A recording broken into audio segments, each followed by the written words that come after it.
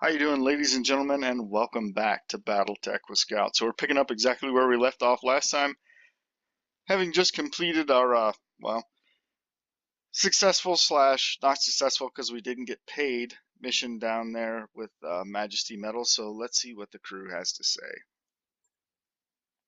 Here's our readout of all our mechs, how we did. We actually didn't even take any internal damage. That's unusual for me. Rent to own in orbit around, yeah, that place. Need to start finding us better clients, Darius. I mean it. We've been slumming it on the ass end of the frontier for 3 years now, and we are drowning in debt. That's our navigator. Darius, I'm fully aware of our financial situation, Meyer, but I can't just conjure up new clients out of thin air. Damien, do me a solid and back me up on this. Well, if we're that hard up for cash, we need to do something. Hey, you'll hear no arguments from me. When we made you our commander, we all agreed to follow your lead. Darius, could you walk us through the details of this trouble we're in? It might help if you broke things down point by point. Sure thing, Yang. Point 1. Meyer's right. We're in debt. Every sea bill we make technically belongs to the banks. Point 2. This corner of the frontier is a dead zone for mercenary work. There are clients, but they're terrible. That's just a fact. And that's it. There are no other points.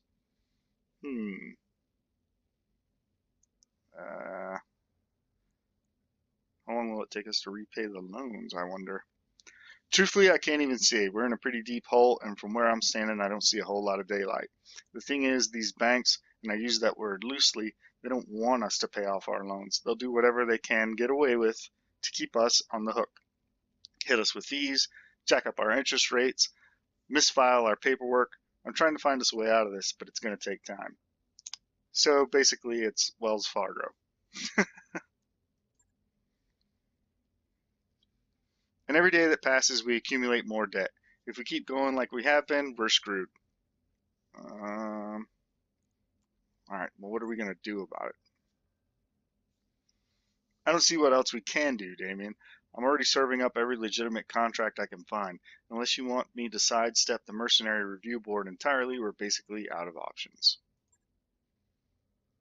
Go around the MRB? No thanks. Taking an uncertified job is a great way to wind up with a knife in your back. Yeah, we just got a knife in our back on a board-certified contract, dude. Plenty. What happened down there was an exception, boss. With uncertified jobs, it's the rule. Remind me again why we don't just skip town and head to a nicer corner of the periphery. Because the banks and the jump ship crews have an arrangement. Until we pay up, they're going to keep us on a short leash. That's a good reason. Look, Darius, Meyer's right. We need to start earning some real money, and we need to do it soon. It's only a matter of time before something breaks down that I can't fix with duct tape and good intentions.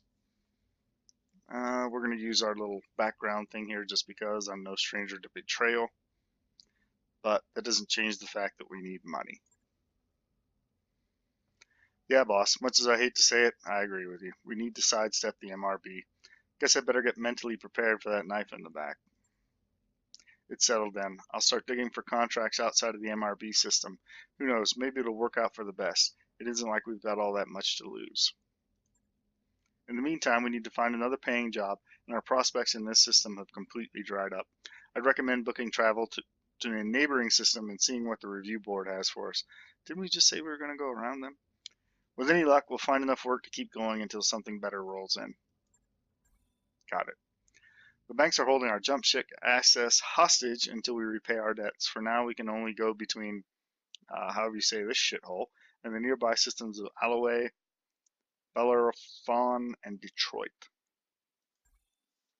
Our top priority right now needs to be finding work so we can raise cash. None of the contracts here are very good. I picked out the only viable one I could find, and it helpfully includes our travel fees as part of the deal. Come by the command center when you're ready to review it. All right, so here we are, and the training wheels are finally off, and we can start picking jobs. Apologize for the awkward cut there. I actually had to stop recording, and then the next day the Mech Warriors 5 demo came out, so I spent a couple of days doing that while I continued to publish videos that I already had made. So yeah, it's actually a couple of days later now. And two quick announcements before we continue on with the game. First of all, I just want to say that I know when I do a playthrough like this, I know I'm really making videos for a much smaller portion of my already small audience. Having said that, the response to these videos has been amazing. I really appreciate all the likes, all the views, and the comment section have been absolute gold, and it really makes it worthwhile. I love doing things like this for you all, even if it's a much smaller portion of my already small audience. So again, thank you guys so much, and I really, really appreciate it. The other thing I wanted to say is that I have heard your comments about the volume, so I've tried to adjust it a little bit. You've probably noticed in the difference right now. I've tried to turn my volume, my mic down just a little bit, and then turn the game up a little. So hopefully you can hear both things better. Obviously, I'm not going to be able to test it properly until we get into actually playing the game.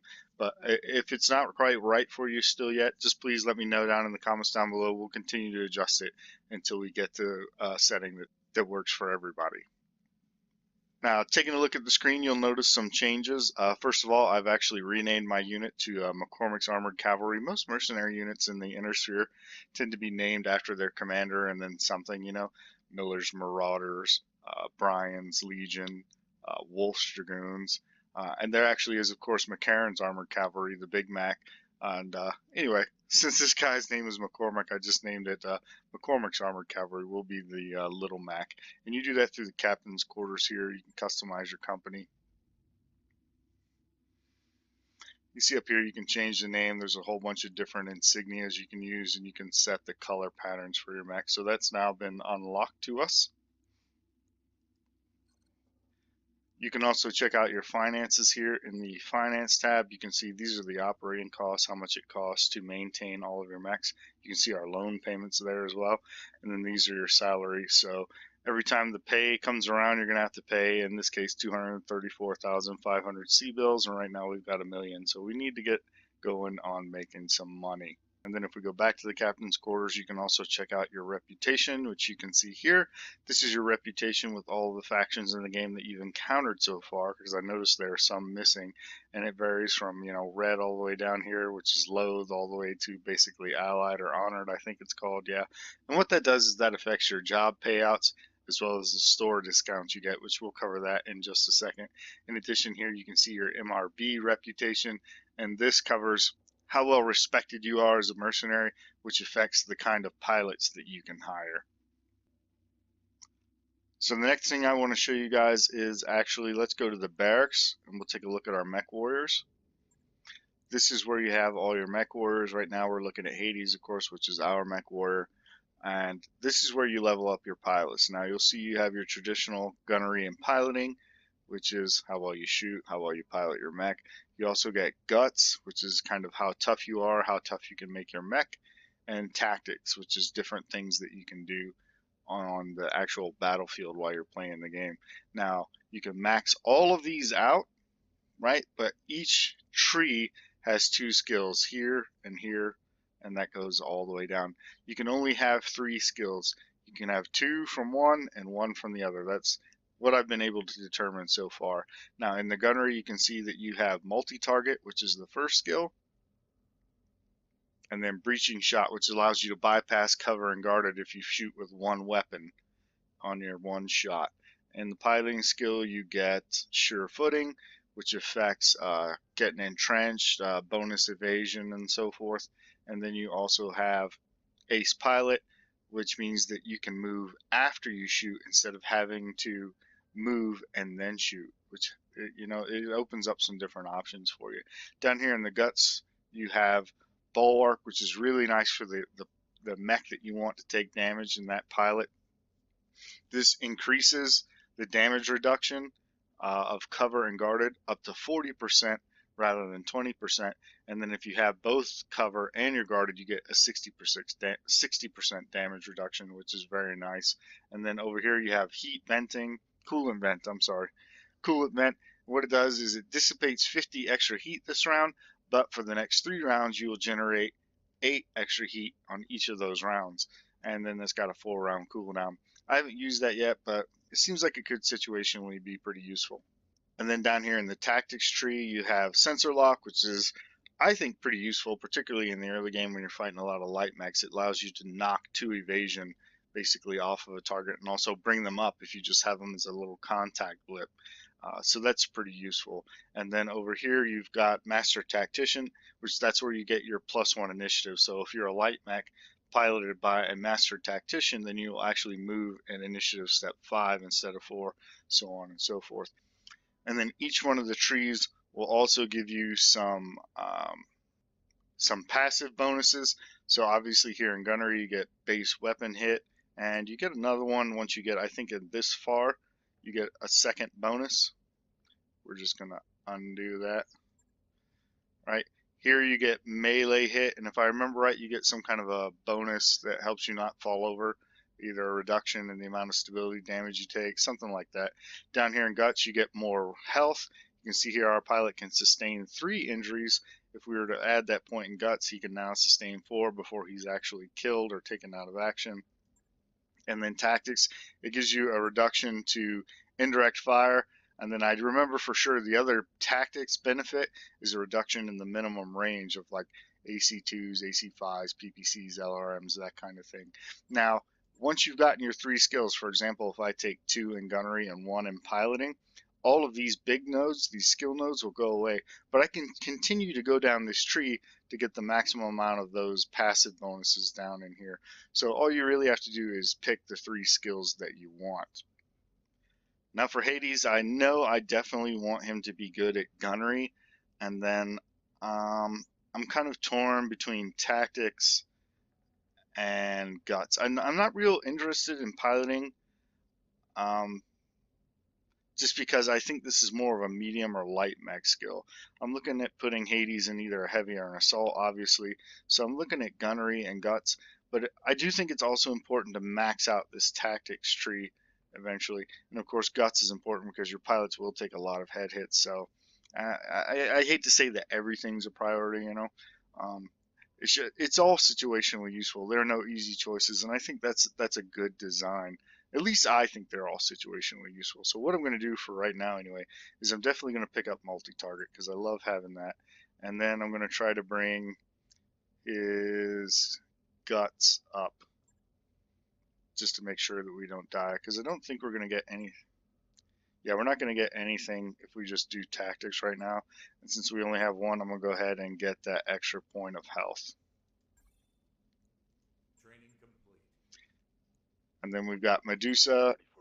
Medusa's the pilot I don't think we've seen yet. Here we go. Yeah, see, +1 unsteady threshold in addition to the base melee hit. That's what piloting gives you. So I'm going to level up his Gunnery. That's it for him. Training confirmed, Commander. Glitch has already got multi-target. We're going to go with Piloting. Yeah, sure. Looks good. Training complete. Receiving you. Decker, I think we usually have in a light mech, so I'm going to go with Sensor Lock. Training complete. And that's the little warning saying, hey, you can only get 3 skills, 2 from one tree, 1 in the other. Are you sure this is one of the skills you want? So it's nice that you do get to confirm that. Behemoth's going to be our tank for at least a little while. You see she's already got Bulwark, so I'm going to improve her Gunnery. Training confirmed, Commander. And that's how you train your pilots. Let's see. Then you got. I tell you what. Let's go down to the Mech Bay. Now you can click like Mech Bay here, right? And you can talk to your crew members. And there's some real interesting conversations. You know, you can pick up some history and things like that, and a little bit of story. But it's nothing that you have to do. So for the sake of this playthrough, I'm not going to go through talking to all the crew. I'm going to focus on these bits right here. So if we go to our bays, you can see here that these are the bays in the Leopards, right? So we have 3 bays. Each bay can hold 6 mechs. Now, once you get, say, your 7th mech, you either have to open a bay or you're going to have to put it into storage. And if you put it in storage, that means it takes time to reassemble the mech, get it all fixed up and ready to go out again. So for example, I've got 5 mechs. You can only field 4. I can put the Locust in storage if I want, but then if one of my mechs gets trashed and I need the Locust, if I don't have it out here, I'm going to have to wait for the Locust to be prepped and made ready. Now, the downside to having it prepped and ready, though, is if it's prepped and ready here, you've got to pay for it. So there's a little bit of a balancing act going on. Now, I can tell you the first thing I'm going to do, I think I'm going to sell my Locust because I just don't ever see myself running this Locust. It's a 1V, 2 machine guns and a medium laser. I don't have a lot of use for it. So you can see here's how you send it to storage, and it'll remove all the equipment so you can use it in your other mechs. But in this case, I'm just going to scrap it for C-bills. Now let's get into modifying our mechs. Let's go to the Spider because I know I want to modify and refit this. So you do this by clicking on the refit. Right? And here's, you can see what you have to work with, right? It tells you right here, it's stock combat roll, right? Hands down the most maneuverable mech you can field, but it's made of paper. Excellent scout, though, and can even jump into the rear arc of most enemies back surprises. Blah, blah, blah. It's going to show you this is the stock configuration. It's telling you these are the rolls, and that's to try and kind of help guide you if you want to try to keep it into its role, or you have no idea what you really want to do with it.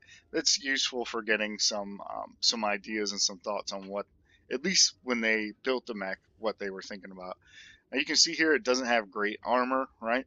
And there's not a lot we can do with it. We don't have double heat sinks, we don't have endo steel, all these kinds of things.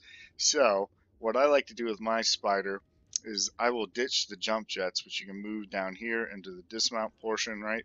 That gives me 1 ton that I can play with. What I'm going to do is start adding some armor, and I'm going to add it to the side torsos and center torsos first, because that's how your mech will get killed. I'm also going to take a little bit, let's see, medium lasers do 25 points of damage, I think. Yeah. But I don't really see anybody getting behind my Spider. If that happens, it's just too bad for me. I'm going to increase the torso armor a little more. Let's bring the leg armor, or I'm sorry, the arm armor up. Leg. Leg. Up. That's it. We only got one more, so we'll just add that to the center torso. Actually, let's add that to the head.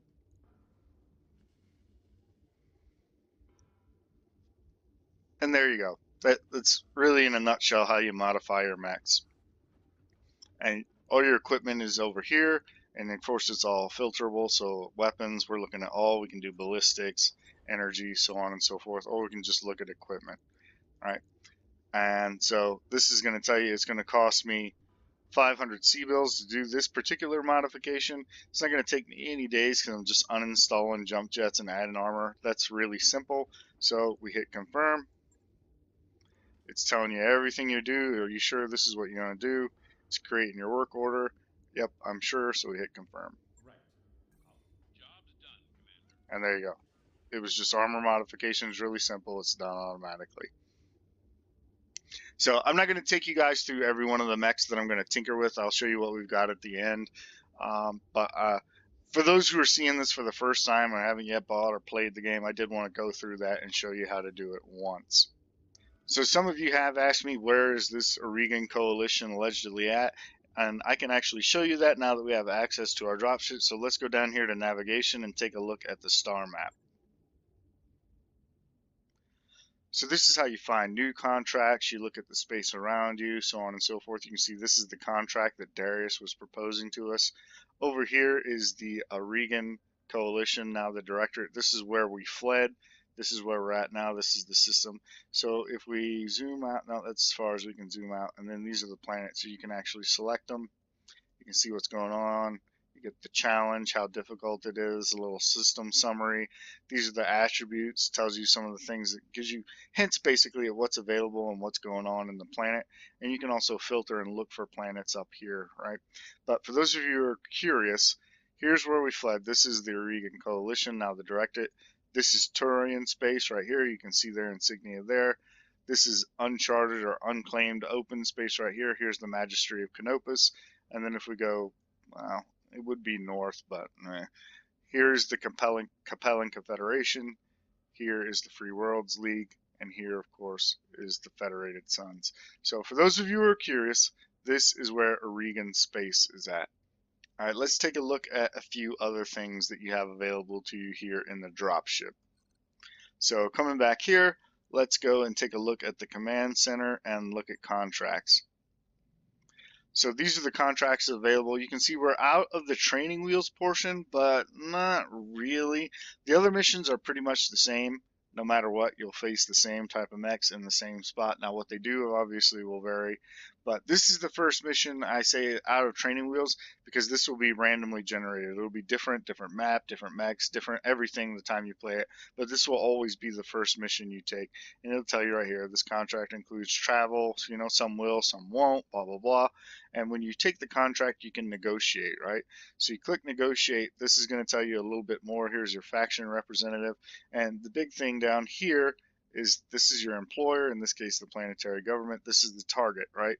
You want to be sure if you're going to drop your reputation really low, make sure you know who you're doing it and make sure it's a conscious choice. You don't want to inadvertently drop, right? If you want to maintain your relationship with a faction and you're getting dangerously close, look for operations against other targets.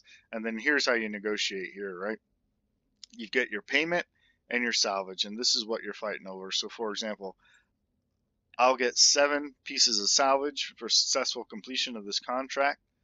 I will get to pick 1, and then it'll randomly assign me 6 out of what's left. You can say, well, I want to be able to pick more, right? So if I slide it to the right, I'll get 9 total pieces of salvage. I'll get to pick 2. But in order to do that, your payment goes down. You can't increase them both. So you have to decide what's important to you. Do you want the salvage or do you want the C bills, right? And that's how you negotiate. Now, in this case, I'm going to take salvage because I'm hoping. Now, you know what? I'm going to go with 1 and 7 because a lot of these initial missions, particularly low risk, low difficulty ones, you will only get 1 or maybe 2 mechs and a lot of vehicles. So know what you're going into and have an idea before you start forfeiting C bills to get a bunch of salvage. You know, that's something you need to pay attention to if you want to be successful. And then when you're done negotiating, you just hit accept. And it'll take you back here. And now we're en route. Now what we're going to do is we're going to pause right here. Now this is your travel time. You want to make the most of your travel time. So for example, if I want to modify mechs, I want to start them now, right, and put them in the work bay and do the work while we're traveling. I don't want to fly all the way where I'm going and then start modifying mechs. So that's why I hit pause. Additionally, things can happen while you're traveling. You will have encounters as well. And there are some other things I wanted to show you guys. So if we go over here to the Leopard, you can see the hiring hall. This is where you can hire Mech Warriors. Again, it's based on your MRB reputation. So, for example, this guy is a Lancer, Apex. He's really high gunnery and really high guts. That's what gives him that Lancer descriptor. Recruit means they don't have enough skills selected to have a descriptor yet. Pilot right here, well, that tells you he's got 1 skill. Guess where it's at? It's in the piloting tree. So those little descriptors are kind of nice. More importantly, you can see here we can't hire this guy yet because he's good enough that our MRB rating is not high enough for him to consider working for us. And then you've also got the store. And then the store is where you pick up all kinds of goodies. Now these you see here are partial mech salvages. So for example, this is a piece of an assassin that they pulled out of the ground from somewhere or salvaged from a battle or something like that. And you will need 3 of these to assemble 1 assassin 21, right? Up here you can see how many of them they have. So if I could buy 3 of these for 1.2 million, a little bit more than, I would actually have 1 complete assassin. And you can see all the goodies they have for sale here. And then you get down into weapons, right? And what I really appreciate about Harebrained Schemes is BattleTech is that not only do they have AC2s, but they account for the manufacturer. So this is a GM AC2. This is a Mydron AC2, slightly better. You can see it does 10 more stability damage. And you can get 2 or maybe even I think 3 plus marks that will do different things. It will give it increasing bonuses as you get more plus marks. What those bonuses are will depend on who manufactured it. So that's really interesting. And here's an Imperator AC10, 25% crit. That's not bad actually. And look at that. That's the first time I've seen that. An LB10X. Huh. That's part of the heavy metal. That's really interesting. And then you can filter it up here by weapons and then by type down here, all kinds of things. You can also find equipment Now here all we've got are jump jets and heat sinks, but you can also find modules, things that will do different things. Like you can get a module for your legs that will decrease DFA damage taken. You can get a module that will increase your punch and physical damage, so on and so forth, that you can fit to your mechs. That's something that is not part of Tabletop BattleTech. It's an addition here in HBS BattleTech, and it's something that I really enjoy, and you want to keep an eye out for that as you're going through chops. And sometimes you will travel just to get to an industrialized planet to see if they got that last piece of salvage you want, or if they've got a better autocannon for a mech you like, so on and so forth. So that's pretty much it for the dropship. What I'm going to do is I'm going to head into the Mech Bay, tinker with my mechs a little bit, and then we'll hit travel.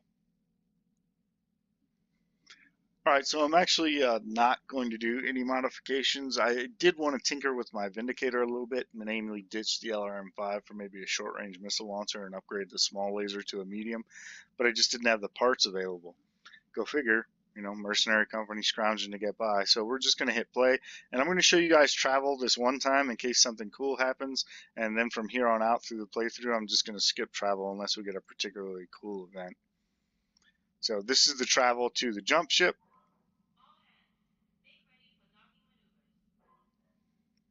Dock the dropship to the jump ship. The jump ship will then, of course, jump you to the system you're trying to get to. Then you'll undock and then fly to the planet that you need on the dropship.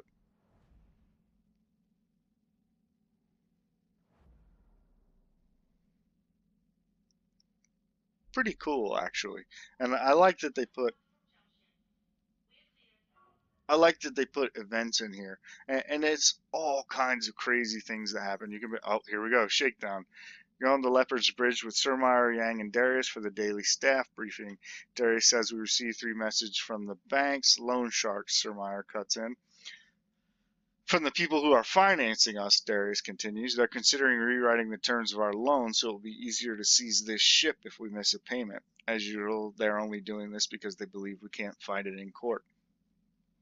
So you will generally get 3 choices unless your background comes into play or some other thing. Sometimes it can. In this case, we get sweet talk the banks, ignore the messages, or educate the banks about their mistake. What I really like is there's no right answer. You know, if you play through this 2 or 3 times, you can pick sweet talk the banks and get a good outcome. You can pick sweet talk the banks, and sometimes you'll get a bad outcome. You know, there's just, unless there's other factors at play, there's usually not a one right answer. So in this case, I'm going to pick, let's be a smartass about it and educate the banks about their mistake. I'll deal with it, you say. Later, you record a message. In it, you sternly remind your lien holders that as financial institutions operating on Detroit 3, they must abide by local contract law. You even cite the relevant sections of legal code from memory. Then you point out that as you kept records of all payments and correspondence concerning the loans, you'll be able to demonstrate in court that their proposed revisions to the agreed upon terms would represent such a gross violation of the law that you would undoubtedly be awarded a second dropship at the bank's expense. Once the camera is off, Sir Meyer says, "There's no way they push you on this. Too bad. I like to see loan sharks grovel." And we gain the following tag for our company, loan status fair. And if we mouse over it, it tells you the company's credit is currently rated as fair by the banks financing the Leopard, which should at least deter them from sending bounty hunters after you. Cool little event. And you will get these several times, and a lot of them you can get morale bonuses, you can get other tags, all kinds of neat stuff can come out of this. And there's more to this, but we need to kind of wait a little bit on that. So we're just going to hit continue and continue with our move. Now we're entering the orbit of the planet. We've arrived at Bellerfron, Commander, or however the hell you say that. Are you ready to proceed with our current contract? I like to pick not yet, because when I arrive in a new system, one of the first things I like to do is check the store and see if there's anything cool there that might help me with what I'm undertaking. And look at that. That's a Phoenix Hawk.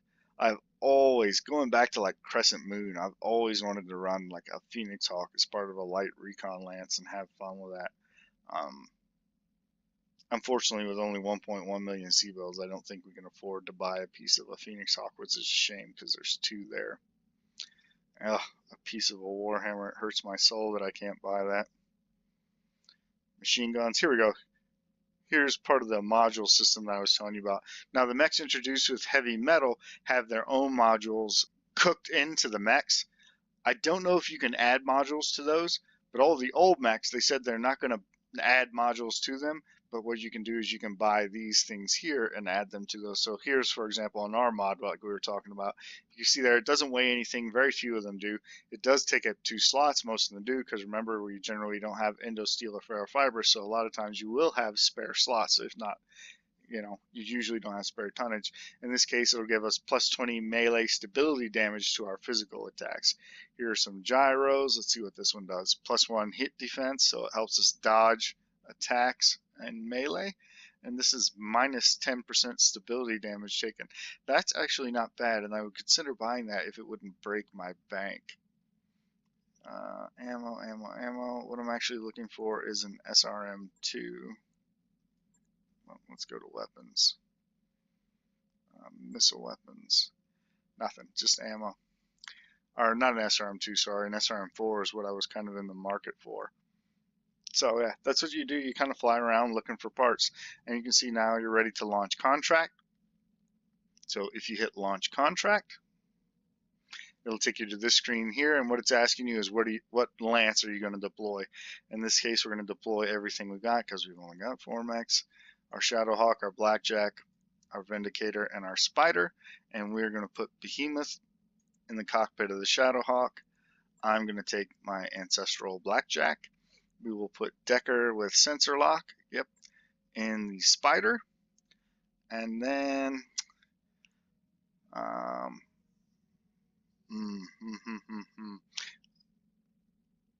want to use glitch, right? But you also need to get your other pilots' experience as well.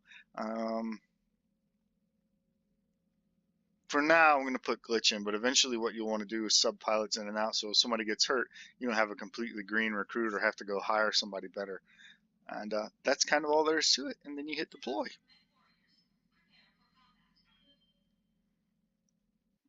Alright, so this is your review that you kind of see while you're waiting on the battle to load. Gives you your objectives, the patrol.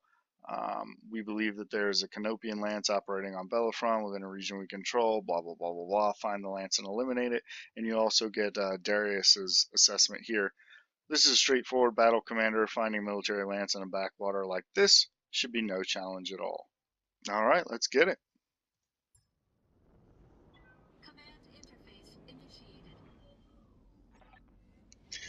We got the commander right out in the open. These guys are amateurs. Get eyes on them and take them out. Good hunting, Commander. Oliviera out. Alright. Alright. Keep your eyes open and watch your sensors. You took my lines. So here you can see this little flashing line is the edge of your sensors. So anything past that you will get nothing on. And here is our objective. So the idea is to just kind of move forward, pick them up on sensors, find them, and then kill them. And so this has gotten a little long, guys. I apologize. It was probably a little slow and boring for some of you who are already familiar with BattleTech. But remember that there will be people watching who have not played BattleTech, who maybe had not even yet bought the game. So I did want to explain the things going on to them a little bit. It will get quicker because we have to explain less and less. So I just ask that bear with us and remember that not everybody has seen the game. Other than that, guys, I hope you did enjoy the video. If you did, please consider leaving a like and a comment down below if there's something you want to see, particularly about the heavy metal DLC. Do let me know down below. As always, thank you guys so much for watching, and we'll see you on the next one.